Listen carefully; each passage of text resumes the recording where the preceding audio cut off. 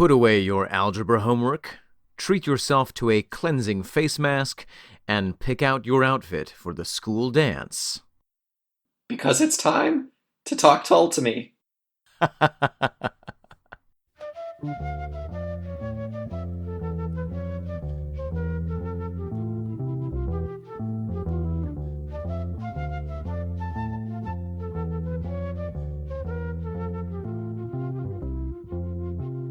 Welcome to Talk Tull to Me. I'm Omen Said. And I'm Nick McGill.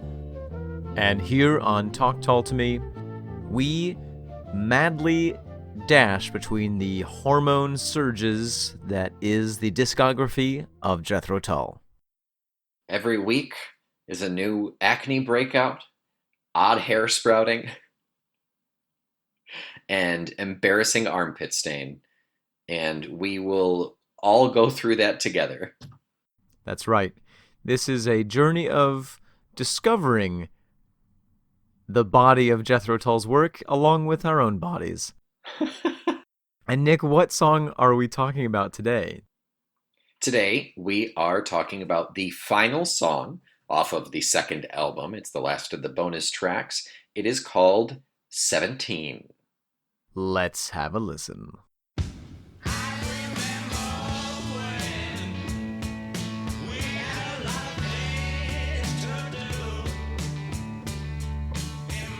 Okay, Omen, you like this song, don't you? You're terribly fond of this, aren't you? Well, terribly is rather a strong word, but I mean, okay, yes, so I am. You're partially fond of this song, aren't you? I'm partial to this song. I do really like it.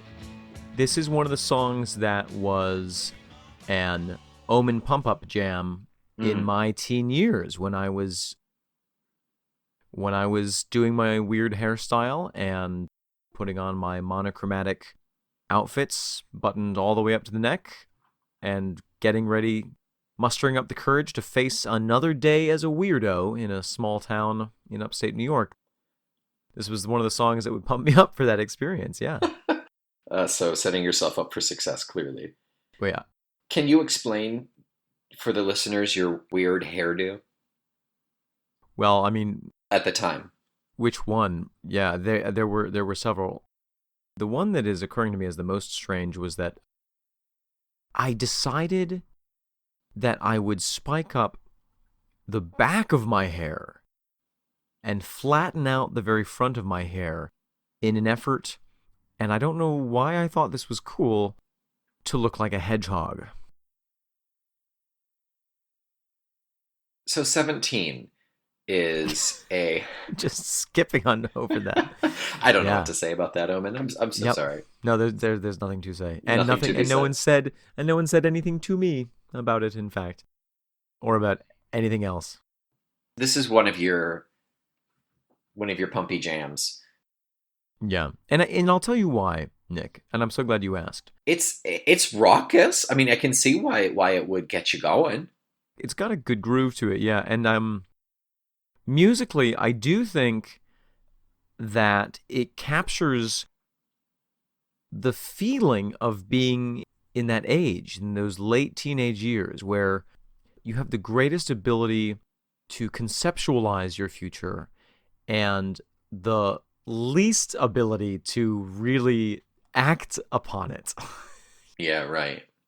You know, you're at the cusp of going out into the world, but you're not out in the world, and you have all these really big dreams and really big plans. And what are those things that both of us have abandoned?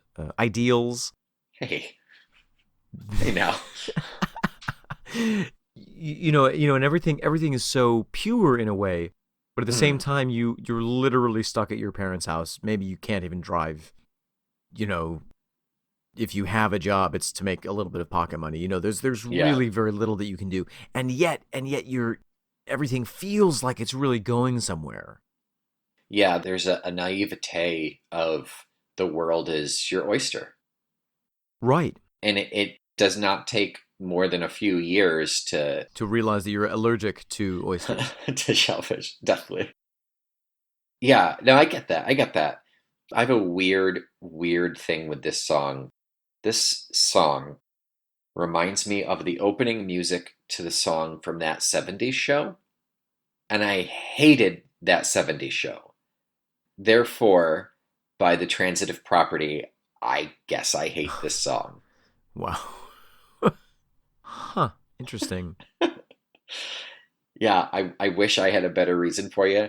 I mean, the music it doesn't do much. It's super way in left field in terms of their musical stylings. I mean, the only redemptive quality about this song is the line, "We were 17 and the cake man was affecting you."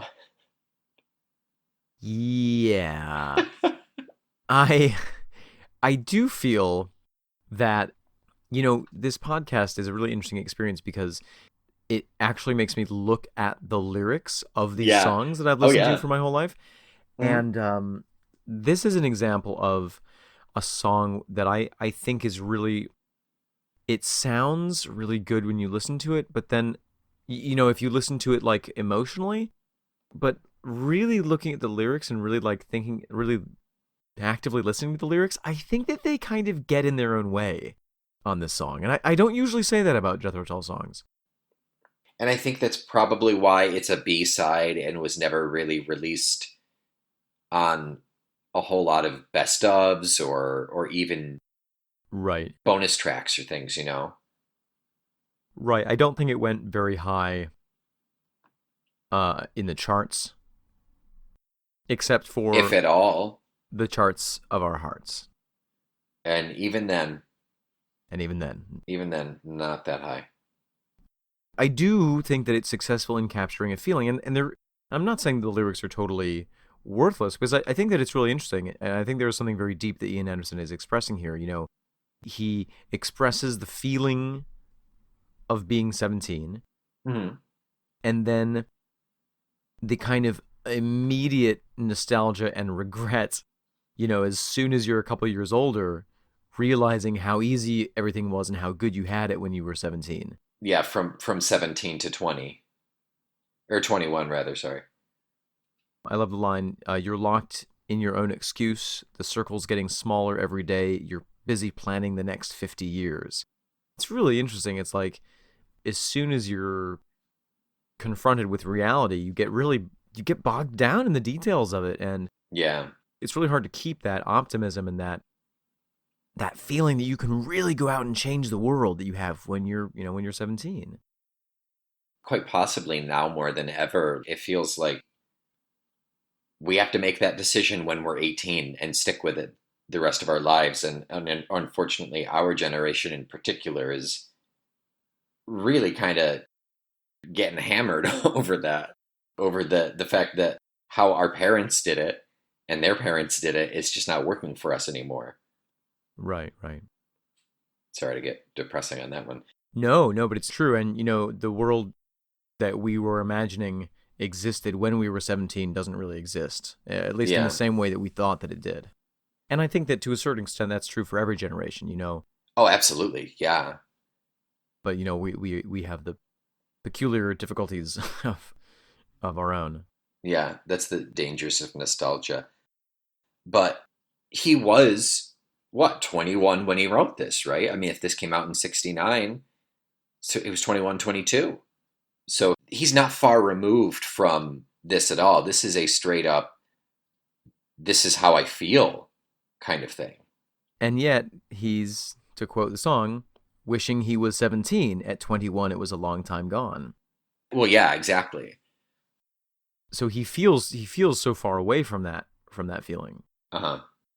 It's a bit like wanting what he had, but oh, it's like Back to the Family kind of. Not being truly A little happy bit on of the either side. a little bit of the grass is greener. Yeah.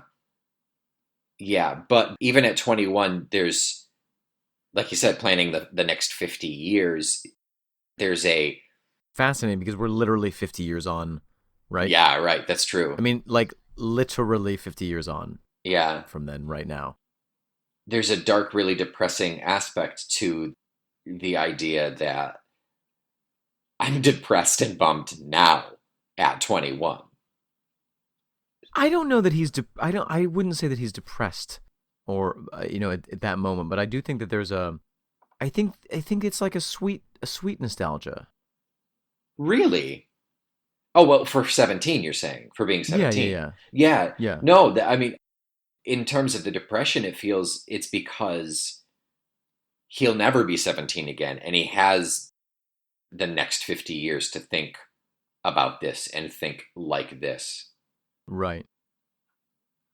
That's all I got. That was more than I expected to talk about for 17, to be honest. So. I just looked up Cake Man, Oh, yeah. and I don't think that this is necessarily relevant, but I did find an Urban Dictionary definition for Cake Man. Would you like to hear it? What kind of radio would this be if I said no? Cake Man, a legendary man with wild eyes and a cake on his head. Upon seeing him, he will deny his presence and give away cake. Hmm. Yeah, not much Hmm. there. Yeah. Could it be a Britishism from years ago? I have a definition for cake. I think we need that. I think we need to know. I think this is going to be a good task for our listeners. If we have any listeners, particularly those of you in the UK, if you have any light that you can shed on the term cake man, what does that mean? Is it literally just a man who sells cakes? Is it just a baker? Is this like some kind of crazy Ian Anderson inside joke that a cake man was affecting someone in his life? Are we looking too hard into this? Is the answer right before our eyes? Are we the cake man, Nick? Is the cake man inside all of us? I am the cake man. We were the cake man all along. We were. It was I. It was I who baked the cakes. Yeah, I really don't know. I definitely don't think it's as simple as a dude who bakes cakes. It's got to be some sort of Britishism that it feels like the man, to be honest. I think it literally just might be. Is it okay? Okay, go with me, Nick, on this. Lend me some sugar. I am your neighbor. Is it possible that he had a friend who had a crush on a local baker and was thus affected by the cake man? We were 17 and the cake man was affecting you. But then I get lost on moving you to greater things in a lesser way you had to prove. There's so many internal clauses and bakery obscure references in this, Nick. I don't know what to do with them. Baked good themes. I'll tell you why my mind went there. May I tell you a quick anecdote? I want nothing more. When I lived for a brief time in Italy, one of my fellow students was and still is really a gourmand in the truest sense of the word. He's really easily seduced by gastronomical appearances, by gastronomical phenomenon. And being in Italy, wait, there's a lot. We can't just glance past gastronomical phenomenon. Well, he certainly couldn't. Fair enough. Continue. And being in Italy, there's a lot to be affected by if you're looking to be affected by cake men. Sure. But there was a bakery near the school, and they were famous for this kind of fried dough thing, a little bit like a donut, called a bombolone. And so my friend became obsessed with these bombolone.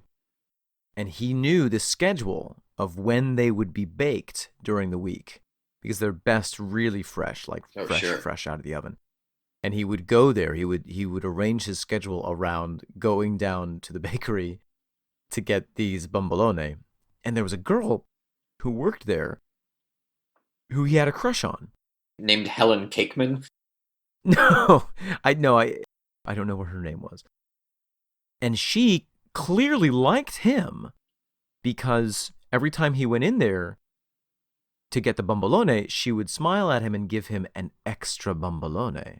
So maybe she would give him special treatment. Maybe he just knew that, and that's why he scheduled his time to be there. Because he would get the extra bombolone? Yeah. Well, that was part of it. Oh. We all said to him, like, dude, why don't you ask out the bombolone girl? She clearly likes you. She gives you extra bombolone. And he said he was like terribly lonely. He desperately wanted a girlfriend. He really wanted to be, and he was, he's a very handsome guy, but he didn't have a lot of confidence at that moment. He said, well, I would ask her out, but I don't want to mess up my Bumbalone relationship. The man knows his priorities, and Absolutely. we certainly cannot hold that against him. I have heard the term bumbalone more in the last 5 minutes than I Than you ever will again in your ever entire cared life. to, much less ever will again. Bumbalone. It's a very fun phrase. What does it translate to? Bumbalone. It's just the name of what it is. It's not like tiny little fluffy dough ball or anything. Like, is it a diminutive of bumble of bumble? No. It might come from the word bomb, actually. Oh, sure. Because it puffs up as it bakes, kind of thing. Maybe, or because it's like a bomb in your mouth. I have my doubts about that one. Okay. I'm gonna be honest. It is like a round. It's like a round thing. Are you Googling it right now? I sure am. It is an Italian-filled donut similar to a Berliner, a Krofny, etc. It's eaten as a snack food and dessert. The pastry's name is etymologically related to bomba, bomb. And the same boom. type of pastry is also called bomba. Right, bomba. It is probably overdue to the resemblance to a grenade or old-fashioned bomb, and may today possibly also be regarded as a reference to the very high calorie density of the recipe. Right. So really, if it's coming from the word bomba, then a bombolone would be a big bomb. That's the big, like a bomb. Yeah, like what's a big bomb. the opposite of diminutive? Superlative. Superlative. Yeah. Superlative. The biggest bomb. Yeah. So I think the cake man is the man. We were 17 and the cake man was affecting you, moving you to greater things in a lesser way. So let's get rid of the in or lesser way. Moving you to greater things, you had to prove. Take out the clause. Take out the clause. I think it's saying like it is the overall idea of the man. Because everybody else is doing this, and to be quote unquote successful, you have to fall in line and do the things that everybody else considers successful. Even though those are in a lesser way. Exactly. Those are lesser. Exactly it. Yeah, even though you... Ooh, and cake is a slang for money. Is it? Yeah. I gotta go make some cake. I gotta go bake a couple cakes. No, not that. You're making all of this up. No, dough. No. I've heard dough. Yeah, dough, cake. Cake is a batter, not a dough. You're... Well, whatever. Now we're getting into semantics. No, but listen. No. Cake is I gotta make my cake. Yeah, it's a cake gig. You never heard that? That's like cake meaning easy. It's easy as cake. Easy money. Easy money. Yeah, it's cake. My pockets are full of cake. If you can keep making up phrases, it's not going to make me believe you. Lend me a slice of cake so I can pay my bills. No, it is. Oh man, that cake looks delicious. Do you have any cake for that cake? It is a slang for money. The money man, yeah, the cake man, the dough man. I begrudgingly believe you. The slang is a mysterious and wide world. That it is. Join us on our other podcast, Bake Cake to Me, for a further discussion of this topic. It's just 45 minutes of silence and then like a kitchen timer dings at the end. Wait, cake slang for money. Look, cake slang. I believe you. Slang turn. Oh dear. Never mind. It apparently means something else in the usage by certain hip hop artists. Oh, well, certainly wouldn't know anything about that, so I think we're safe. It means the beep on a beep beep. Oh, okay. Don't worry. I'll beep those out. Thank you. And now they think that you actually said it. Yeah. Anything else about 17? Sorry, I'm so distracted by this cake tangent. This cake gent. 17. What a great song, and what a great way to end this album. Really, this is so exciting in terms of where we've gotten to. I can't wait to get into the next album. The next album is Benefit, which the tastiest wow. of cakes. It is the bombolone of the albums. As much as I don't really like 17, like it's a great button to this album. It really is. It is. It matches the energy. It really drives forward, and it's a great closer. It really is. It's backward looking and forward looking at the same time, like the Roman god Janus. That's exactly what I was thought. Originally I thought this song was called Janus. You did not. I didn't. You're right. You know that. Omen, if this, oh, no, give me a Janus fact. Go. Did you know that Janus actually has 17 faces, but only 2 of them can be seen in our dimension? Are you still? I did. Are you still there, I did Nick? know that. You know, what were you going to say? If this song were a coming of age moment, if this song were a Bildungsroman, what would it be? A Bildungsroman? What is that? It's a French or German term in literature for a coming of age tale. How do you spell it? Bildungsroman.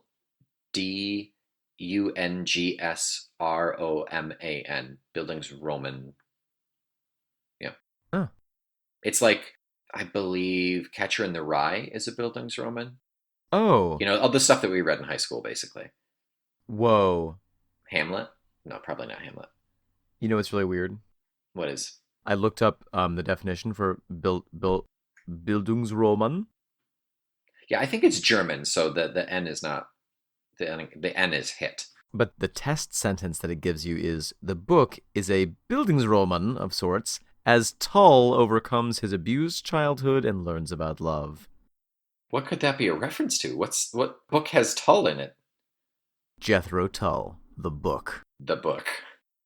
So if this were a Bildungsroman... If it were a coming-of-age moment, like the things that you look forward to when you're a teenager, like being able to vote, being able to buy alcohol, moving out of the house. Yeah. What would this be? I remember looking forward to those things. And I still can't wait for that to happen. I feel like this is the... It's so hard because I feel like this song isn't about the coming of age. It's about the just before coming of age. It's like the fantasy of what your life is going to be before you actually of age come. So it's the most... Oh, wait, I got it. Okay. I got it. It is the hot, hazy summer after you graduate high school, but before you go on to university or your gap year or your first job. So it's the anticipatory. It's the makeout summer. So I was thinking it's when you get your driver's permit, but not your license. So you still have to have your parents in the car to drive anywhere. Ooh, that's awkward. Yeah. Yeah. Yours feels more free. Like the song feels more free than my suggestion. Do you remember when I totaled my mom's Subaru?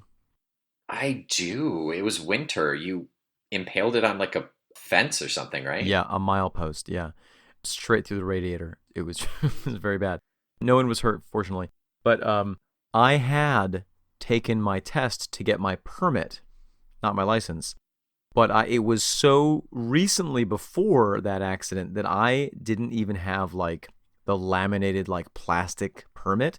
I had the piece of paper that they print out of a little box. Oh, wow. At your driving test to be like, this is your quote permit, unquote, quote. Yeah, until it comes in. Until they mail it to you. Yeah. And I've never seen you drive a car after that, actually. No. I've never been allowed to. No, that's not true. I'm a fairly good driver. I mean, but everyone thinks that, don't they? I mean, yeah. Yeah. They're all wrong. So I think that wraps it up for 17, right? Yes.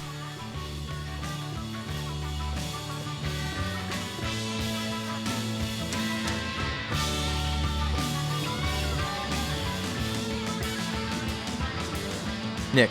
Yes, Omen. What's Oh, brr, brr. Please insert new data pad. No, I was gonna ask you. Like, what is a fond memory of yours of being 17? Probably doing feckless mome stuff. What were we doing at that time? Was that when we did Shakespeare in the Park? We did Casey's Cottage. We did Shakespeare in the Park. Yeah. We did the momes, the mummers Right. at the fair. Yeah. We did the Mercutio Tybalt fight with with long balloons, didn't we? With long balloons and wet rags. Wet rags. We did a wet rag fight. That's true. Yep. Yeah. People loved that. That was so good. I had the VHS for that. I don't know. I don't think I have that anymore. It's a shame. If we ever get it, we will publish it on our website for certain. Oh gosh, it has to. It has to be. Yeah. Well, Nick? That is it for stand up. Yeah. We are both going through some pretty exciting transitional periods in our lives right about now. I am moving. I'm buying a house and moving. And I'm finally hitting puberty. And you are hitting puberty and you're going to get your license. Yeah, finally. So the next... No, I'm off to do summer stock. Yeah, you're going to be touring and doing some exciting theater stuff. So that means that for the rest of June and all of July, we're going to have little tastes of Tull, little dashes, little pinches of Tull, scattered throughout those months. Just little snippets to keep you... An amuse-bouche of Tull, if you will. An amuse-touche. Nope. Oh, that's something very, very different, sir. Just to stay in your feed, keep on top of your stuff. We're gonna chime in every now and then with some fun little 5-minute kind of monologues, just talking probably extempore. And we will be back to begin Benefit in August. What a great time to begin Benefit, Nick. I mean, it is beneficial in August. No, I lost it. Mm-hmm. Yeah, August is nope. So don't make me have a benefit here. So stay tuned. We'll come back to you with a couple of spots here and there throughout the next couple of weeks. Yeah. And then the first Tuesday in August 6th, we will be back. In the meantime, if you miss us terribly, please record for us a story about how Jethro Tull has affected your life, your favorite memories of Jethro Tull, and send them in to us. Yeah, momes@fecklessmomes.com. That would be awesome. Yeah. And if you do so, please, you don't have to give us a name, but you do have to give us permission to play it if you do would like it heard. So yeah, that would be great. That'd be really nice, actually. I would love to hear those, and we could definitely throw some up on the podcast during some tastes of Tull. And then we'll be back in August full force. Break time will be over. No rest for you after that. That's right. We're going to dive right into Benefit and get into the really meaty bits, at least for the albums that you and I really got started with and really touched on. Benefit's very special, I think, to both of us, and I'm really excited to get into it. I think that's the album that you and I bonded on with Tull. Absolutely. Yeah. That was one. Yeah, well, we're getting ahead of ourselves now, but yes. Getting a month and a half ahead of ourselves. So yeah, stay tuned. You can always go back and listen to old content. I re-listen to our stuff regularly. And swing on over to the other Feckless Momes podcast, Random Encounters. We'll be putting those out regularly on Mondays, Monster Mondays. Those are a fun little diversion as well. Give us a 17-star rating on iTunes. Yep, 17 stars, dispersed accordingly. Yeah. And rate, review, subscribe. Come on back next week, and we will talk to you then. One of us will, surely, possibly, maybe. Don't be mean, 17. Don't forget the cake man. I'm Nick McGill. I'm Omen Sade. And we are Feckless Momes. And this is Talk Tull to Me.